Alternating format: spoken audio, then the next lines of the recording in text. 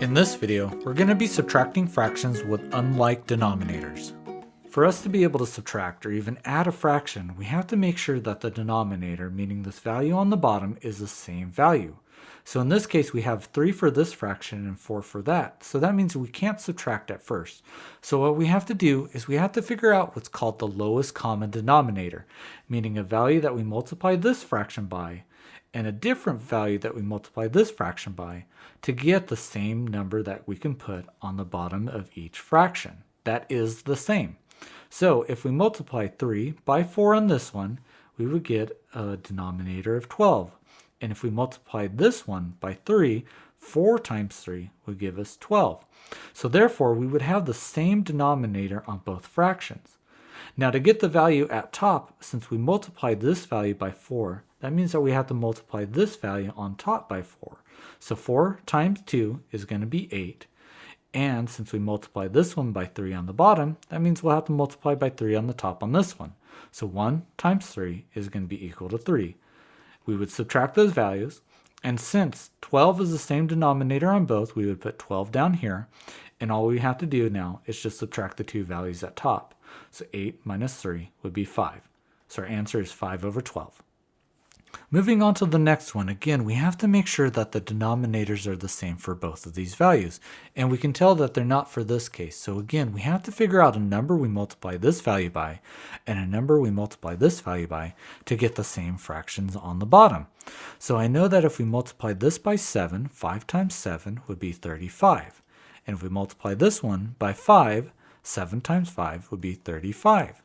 So that would mean if we multiplied this one by 7, we'd have to multiply the top by 7, so we'd get 21. And since we multiplied this one by 5, we'd have to multiply 5 at the top, which would be 3 times 5, which is 15.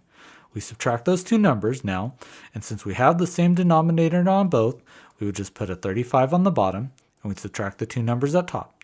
So 21 minus 15 would give us 6. So our answer is 6 over 35. Moving on to this one now, so we have two different denominators. We have an 18 here and we have a 3 here. Now we have to figure out that lowest common denominator. What's the lowest common multiple that we can get? Well, I know that 3 times 6 would give me 18. So in this example, we don't have to multiply both. We only need to multiply one side. So we'd have 17 over 18 here. We know that 6 times 3 would give us 18. Now since we multiplied the bottom by 6, that means we're going to have to multiply the top. So we'd have a 6 at the top. So now that we have the same denominator on the bottom, we can just put that 18 at the bottom for our answer, and we would just subtract the two numbers at top. So 17 minus 6 is going to give us 11. So our answer is 11 over 18. Moving on to this one, now we have some bigger numbers here.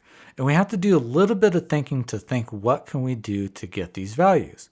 Well, I know that if I multiply 25 times 2, that would give me 50 at the bottom. And I know I can get to 50 on here if I multiply this side by 5.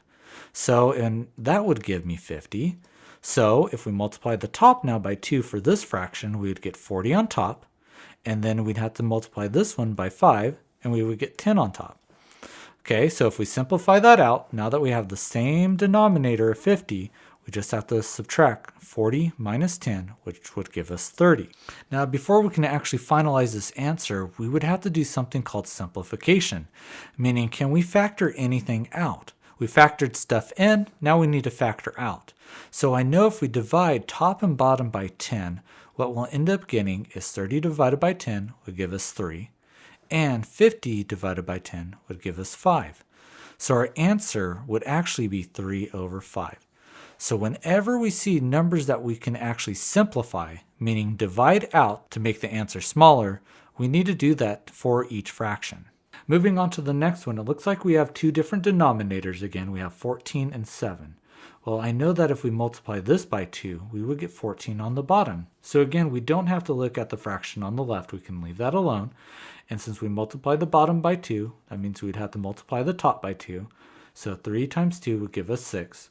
And if we subtract that, we would have 4 on top and 14 on the bottom. Now again, we can simplify this number out, meaning what number can we think of that we can divide top and bottom by as the same to get a smaller answer?